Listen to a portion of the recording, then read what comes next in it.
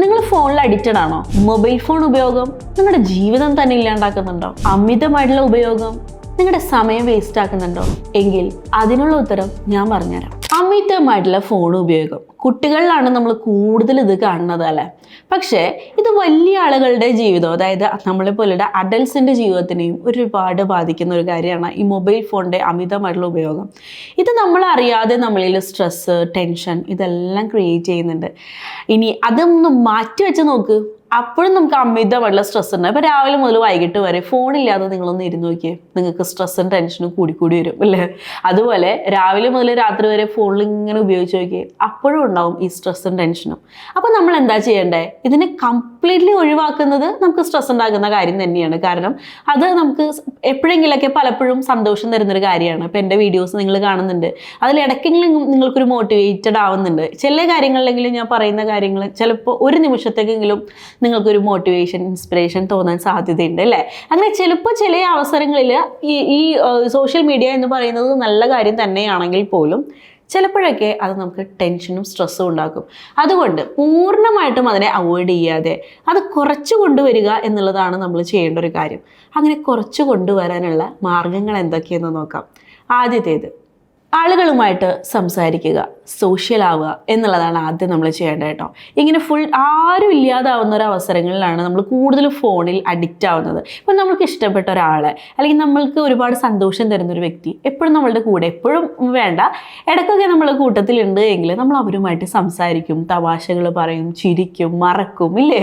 ഇത് ഒരുപാട് ഗുണങ്ങളാണ് ഈ സോഷ്യലൈസേഷൻ കൊണ്ട് ഉണ്ടാവുന്നത്. അപ്പോൾ അങ്ങനെ ഒരു വ്യക്തിയായിട്ട് എല്ലാ ദിവസവും കുറച്ച് നേരമെങ്കിലും, വ്യക്തി എന്ന് തന്നെ വേണ്ട, ഒരു ഗ്രൂപ്പായിരിക്കാം, ചിലപ്പോൾ നിങ്ങളുടെ കഴിഞ്ഞു പോയ അല്ലെങ്കിൽ പഠിച്ച സ്കൂളിലോ കോളേജിലോ ഉള്ള ഗ്രൂപ്പ് ഗ്യാങ് ആയിരിക്കാം, ഫ്രണ്ട്സ് ഗ്യാങ് ആയിരിക്കാം, അല്ലെങ്കിൽ ഹസ്ബൻഡോ വൈഫോ ആയിരിക്കാം, അച്ഛനോ അമ്മയോ ആയിരിക്കാം, ബ്രദർ ആയിരിക്കാം, സിസ്റ്റർ ആയിരിക്കും, കസിൻസ് ആയിരിക്കും, ആരും ആയിക്കൊള്ളട്ടെ. അവരുമായിട്ട് കുറച്ച് നേരം സംസാരിച്ചിരിക്കുക എന്നുള്ളതാണ് ഫസ്റ്റ്ലി നിങ്ങൾ ചെയ്യേണ്ട ഒരു കാര്യം. ഇത് സ്ക്രീൻ അഡിക്ഷൻ നമ്മളെ കുറക്കും. പിന്നീട് എൻഗേജ് ഇൻ ഹോബീസ്. നമുക്ക് ഇഷ്ടമുള്ള പല ഹോബീസ് ഉണ്ടാകും അല്ലേ?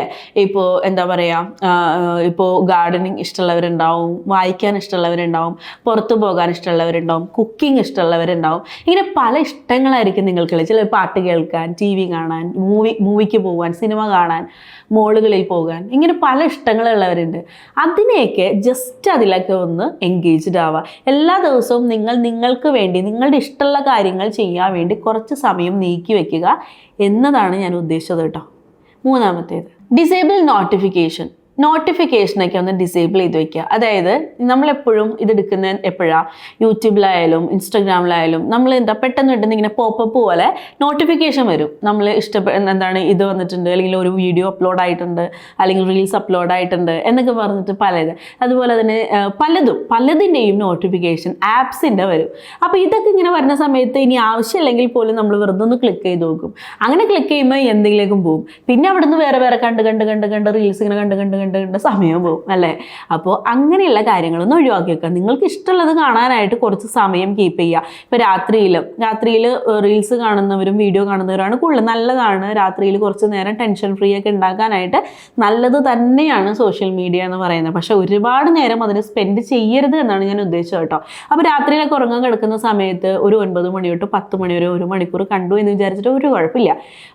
അതല്ലാതെ ഇടയ്ക്കിടയ്ക്കുള്ള സമയങ്ങളിൽ ഫോൺ നോക്കുമ്പോൾ നോട്ടിഫിക്കേഷൻ വരുന്നു, ഞെക്കുന്നു, ഫോൺ വരുമ്പോൾ നോട്ടിഫിക്കേഷൻ വരുന്നു, ക്ലിക്ക് ചെയ്യുന്നു, ഇങ്ങനെയുള്ള കാര്യങ്ങളിൽ ഒഴിവാക്കുക. അതുകൊണ്ട് തന്നെ നോട്ടിഫിക്കേഷൻ എന്ന് പറയും, സെറ്റിങ്സിൽ പോയിട്ട് ആപ്സ് എടുത്തു കഴിഞ്ഞ് കഴിഞ്ഞാൽ അതിലിങ്ങനെ നോട്ടിഫിക്കേഷൻ എന്ന് പറയും. അപ്പോൾ ആ നോട്ടിഫിക്കേഷൻ എന്ന് പറയുന്നത് ഓഫ് ആക്കി ഇടുക. അപ്പോൾ എന്താണ്, നമുക്ക് നോട്ടിഫിക്കേഷൻ വരില്ല. അതാദ്യം ചെയ്ത്, അറിയാത്തവരാരെങ്കിലും ഉണ്ടെങ്കിൽ അത് ചെയ്യാൻ അറിയില്ലെങ്കിൽ നിങ്ങളുടെ കുട്ടികൾക്കോ അല്ലെങ്കിൽ അറിയുന്ന ആർക്കെങ്കിലോ കൊടുത്തിട്ട് ഇതിൻ്റെയൊക്കെ നോട്ടിഫിക്കേഷൻ, ആപ്സിൻ്റെയൊക്കെ നോട്ടിഫിക്കേഷൻ ഒന്ന് ഓഫ് ചെയ്ത് തരാൻ പറഞ്ഞാൽ മതി കേട്ടോ. അപ്പോൾ അത് ചെയ്യുക. പിന്നെ നിങ്ങളുടെ ഹോം സ്ക്രീനിൽ തന്നെ എല്ലാ ആപ്സും കൊണ്ടുപോയി ഇടാതിരിക്കുക. അതായത് ഇങ്ങനെ ഫോൺ തുറക്കുമ്പോൾ, ഹോം സ്ക്രീൻ എന്ന് പറഞ്ഞു കഴിഞ്ഞാൽ ഫോൺ തുറക്കുമ്പോൾ തന്നെ കാണുന്ന ആ സ്ക്രീനിൽ നമുക്ക് ആവശ്യമുള്ള ആപ്സ് മാത്രമേ ഉണ്ടാവുള്ളൂ. ഇപ്പോൾ എൻ്റെ ഫോണിലാണെങ്കിൽ ഞാൻ ആവശ്യമുള്ള ആപ്സ് മാത്രമാണ് ഇട്ടിട്ടുള്ളൂ. മെയിൻ ജിപേ, പിന്നെ യൂട്യൂബ്, എൻ്റെ ജോലി അതായതുകൊണ്ട് എൻ്റെ യൂട്യൂബ്, എൻ്റെ ഫേസ്ബുക്ക്, എൻ്റെ ഇൻസ്റ്റ അതെല്ലാം എൻ്റെ ഹോം സ്ക്രീനിൽ തന്നെ ഉണ്ടാവും. അതല്ല നിങ്ങൾ ഓരോരുത്തർക്കും അതിൻ്റെ ഒന്നും ആവശ്യമില്ല, ഹോം സ്ക്രീനിൽ തന്നെ ഇടണ്ടേ. അപ്പോഴാണ് നമുക്ക് അതിൽ വെറുതെ ഇങ്ങനെ പെട്ടെന്ന് ഇങ്ങനെ ക്ലിക്ക് ചെയ്യാനായിട്ട് തോന്നുന്നത് കേട്ടോ. അപ്പോൾ അത് മാറ്റിയിടുക. എന്നിട്ട് രാത്രിയിലോ അല്ലെങ്കിൽ ആ ഒരു സമയത്തോ നിങ്ങൾക്ക് സമയം പോവാതിരിക്കുന്ന സമയം, സ്ട്രെസ്ഡ് ആയിട്ടുള്ള സമയം, ആ സമയത്തൊക്കെ ജസ്റ്റ് ഒന്ന് കാണുന്നതിന് കുഴപ്പമില്ല. അപ്പോൾ ആ സമയത്ത് മാത്രം ഇൻസ്റ്റാഗ്രാമോ ഫേസ്ബുക്കോ യൂട്യൂബോ എടുത്ത് കാണാവുന്നതാണ്. അപ്പോൾ അത്രയും സമയമാണെങ്കിൽ പോലും ഇപ്പോൾ എൻ്റെ യൂട്യൂബിലൂടെ സ്പോക്കൺ ഇംഗ്ലീഷ് പഠിക്കുന്ന ഒരുപാട് ആളുകളുണ്ട്. അപ്പോൾ അവരോടൊക്കെ ഞാൻ പറയും, നിങ്ങളിങ്ങനെ ഫുൾ ടൈം യൂട്യൂബിൽ ഇങ്ങനെ സ്പെൻഡ് ചെയ്യാതെ നിങ്ങൾ എന്താ ചെയ്യേണ്ടത്, ആ ഒരു സമയം പഠിക്കാനുള്ള സമയമാണെങ്കിൽ ആ സമയം ഇപ്പോൾ 7 മണിക്കുള്ള രാത്രിയിലാണ് നിങ്ങൾ പഠിക്കാനിരിക്കണമെങ്കിൽ 7 മണിക്ക് യൂട്യൂബ് തുറന്നിട്ട് എൻ്റെ ചാനൽ വെച്ചോ, അപ്പോൾ കണ്ടാൽ മതിയല്ലോ. ഇല്ലാണ്ട് എപ്പോഴും ഇങ്ങനെ ഇതെല്ലാം ഇങ്ങനെ കണ്ടുകൊണ്ടിരിക്കേണ്ട കാര്യമില്ല എന്ന് ഞാൻ പറയാറുണ്ട് കേട്ടോ. അപ്പോൾ അങ്ങനെ നിങ്ങൾ നോട്ട് ചെയ്യുക, ഹോം സ്ക്രീനിൽ ആവശ്യമില്ലാത്ത ആപ്സ് ഒന്നും ഇടാതിരിക്കുക. ഓക്കെ, ഇനി നോ സ്ക്രീൻ ബിഫോർ ബെഡ്, അതായത് ഉറങ്ങുന്നതിന് മുന്നേ ഫോൺ മാറ്റി വയ്ക്കുക. ചില ആളുകളുണ്ട് അടുത്ത് തന്നെ ഫോൺ വയ്ക്കും. ഇതൊരുപാട് ഞാൻ കാണാറുള്ളത്, ഭയങ്കര ടെൻഷൻ ഉണ്ടാക്കുന്ന ഒരു കാര്യമാണ് കേട്ടോ. അപ്പോൾ എൻ്റെ വീട്ടിൽ തന്നെ ഞാൻ കാണുന്നതാണ്. ഫോണിൻ്റെ ബെഡിൻ്റെ അടുത്ത് തന്നെ ബെഡിൻ്റെ അടുത്ത് തന്നെ, അതായത് നമ്മുടെ പില്ലോയുടെ അടുത്ത് തന്നെ ഫോൺ വയ്ക്കും. എന്നിട്ട് ഓരോ പ്രാവശ്യം കണ്ണു തുറക്കുമ്പോഴും നമ്മളതിലേക്ക് കൈ നമ്മുടെ പോകും. എന്തായി എന്ന് നോക്കാനായിട്ട് വെറുതെ ഒന്ന് എടുത്ത് നോക്കുക, വെറുതെ ഒന്ന് വാട്സപ്പ് എടുത്ത് നോക്കുക, ഫേസ്ബുക്ക് എടുത്ത് നോക്കുക, ഇങ്ങനെ ചെയ്യും. അതല്ലാതെയും നമ്മളൊന്ന് ജസ്റ്റ് ഒന്ന് ഉറങ്ങാൻ കിടന്നു, ഒരു 5-10 മിനിറ്റ് കഴിഞ്ഞിട്ട് നമുക്ക് ഉറക്കാൻ പറ്റില്ല, വീണ്ടും നമ്മൾ ഫോൺ എടുക്കും. ഇത് നമ്മൾ ചെയ്യുന്നൊരു കാര്യമാണ്. അതുകൊണ്ട് ഉറങ്ങാൻ പോകുമ്പോൾ ഫോൺ മാക്സിമം നമ്മുടെ കയ്യെത്ത അകലത്തിലേക്ക് മാറ്റി വയ്ക്കുക എന്നുള്ളതാണ് ചെയ്യേണ്ടത് കേട്ടോ. ഞാനത് ചെയ്യുന്ന ആളാണ്. ഞാനൊരു ഉറങ്ങാൻ പോകുന്നതിന് 1/2 മണിക്കൂർ മുന്നേ ഫോൺ മാറ്റി വയ്ക്കും. പിന്നെ ഒന്നും നോക്കില്ല, കാരണം സോഷ്യൽ മീഡിയ ആണ് എൻ്റെ ജോലി. അതുകൊണ്ട് തന്നെ ഒരുപാട് നേരം ഞാനതിൽ സ്പെൻഡ് ചെയ്യുന്ന ആളാണ്. പക്ഷേ ഉറങ്ങുന്നതിന് തൊട്ട് മുന്നേ ഒരു 1/2 മണിക്കൂർ 1 മണിക്കൂർ മുന്നേ ഞാനത് കംപ്ലീറ്റ്ലി ഒഴിവാക്കാറാണ് പതിവ്. കാരണം അത് നമ്മളുടെ ഉറക്കത്തിനെ ബാധിക്കുന്നതാണ് കേട്ടോ. ഉറക്കത്തിനെ ബാധിച്ചു കഴിഞ്ഞാൽ കംപ്ലീറ്റ്ലി നമ്മുടെ എല്ലാം തീർന്നു, എല്ലാം. അതായത് നമ്മളുടെ 95% ഓഫ് നമ്മുടെ എല്ലാ മെൻ്റലി ഫിസിക്കലി ആയിട്ടുള്ള എല്ലാം ഇരിക്കുന്നത് നമ്മുടെ സ്ലീപ്പിൽ തന്നെയാണ്, ഉറക്കത്തിൽ തന്നെയാണ്. അതുകൊണ്ട് ഉറങ്ങാൻ പോകുന്നതിന് 1/2 മണിക്കൂർ അല്ലെങ്കിൽ 1 മണിക്കൂർ മുന്നേ തന്നെ ഫോൺ മാറ്റി വയ്ക്കുക.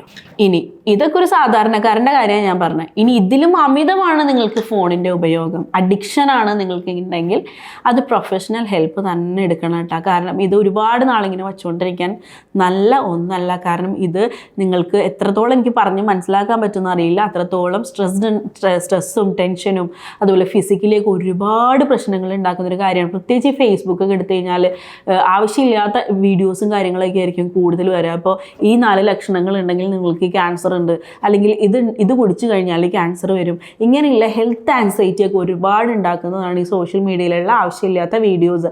അപ്പോൾ അങ്ങനെയുള്ള കാര്യങ്ങളെല്ലാം തന്നെ പൊതുവെ ഒഴിവാക്കുക. എന്താണ്, ഒരാളെ മെൻ്റലി അങ്ങ് ഇല്ലാതാക്കാൻ വേണ്ടിയിട്ടുള്ള ഒരുപാട് വീഡിയോസൊക്കെ എനിക്ക് തന്നെ ഒരുപാട് ബുദ്ധിമുട്ട് എനിക്ക് പലപ്പോഴും ഫീൽ ചെയ്തിട്ടുണ്ട്. അപ്പോൾ ഞാനതൊക്കെ അങ്ങനെ ഒരുപാട് വീഡിയോസ് ഞാൻ ഹൈഡ് ചെയ്തിട്ടിട്ടുണ്ട്. അപ്പോൾ അങ്ങനെയുള്ള വീഡിയോസും കാര്യങ്ങളൊക്കെ നിങ്ങളെ ഭയങ്കരമായിട്ട് സ്ട്രെസ് ഉണ്ടാക്കും.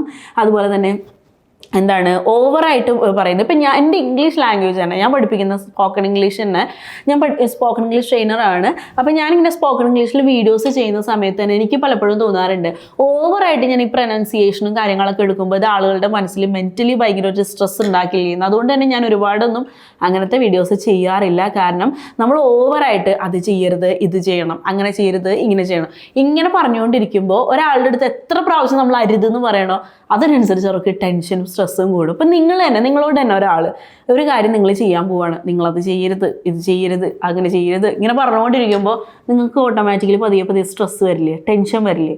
അതാണ് ഞാൻ പറഞ്ഞത് കേട്ടോ.